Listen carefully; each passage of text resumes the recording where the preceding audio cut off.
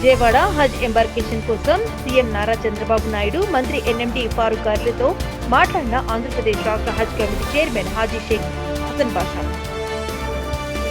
ఆంధ్రప్రదేశ్ రాష్ట్ర హజ్ కమిటీ గౌరవ అధ్యక్షులు శ్రీ హసన్ బాషా గారు విజయవాడలో ఎంబార్కేషన్ పాయింట్ ఏర్పాటు కోసం ఈ రోజు బుధవారం నాడు ఆంధ్రప్రదేశ్ సచివాలయంలో గౌరవ ముఖ్యమంత్రికి మైనారిటీ వెల్ఫేర్ శాఖ మంత్రి ఎన్ఎండి ఫారూక్ గారికి ప్రతిపాదన పత్రం వ్యక్తిగతంగా సమర్పించారు.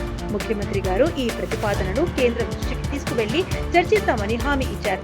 రాష్ట్రంలోని ముస్లిం భౌతిక వర్గానికి ఎల్లప్పుడూ అండగా నిలిచే నాయకుడిగా ముఖ్యమంత్రి గారి ఈ హామీ హజ్ యాత్రికులకు ఆశ మరియు భరోసా కలిగిస్తోంది. విజయవాడలో ఎంబార్కేషన్ పాయింట్ ఏర్పడితే హజ్ యాత్రికులు హైదరాబాద్ ఎంబార్కేషన్ పాయింట్ కు వెళ్లే అవసరం లేకుండా తక్కువ సమయంలో మక్కా మదీనా పుణ్యయాత్ర చేయగలుగుతారు. ముఖ్యంగా రాయలసీమ, కోస్తా, ఉత్తరాంధ్ర ప్రాంతాల యాత్రికులకు ఇది ఎంతో లాభదాయకం అవుతోంది.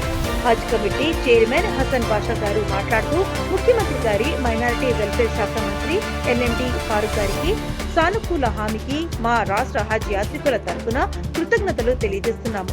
ఇది హజ్ యాత్రను మరింత సులభంతరం చేస్తుంది అని తెలిపారు. ఈ కార్యక్రమంలో మైనారిటీ నాయకులు ఫారూక్ షబ్లీ, సిరాజ్, గాలిబ్ షహీద్ తదితరులు పాల్గొన్నారు.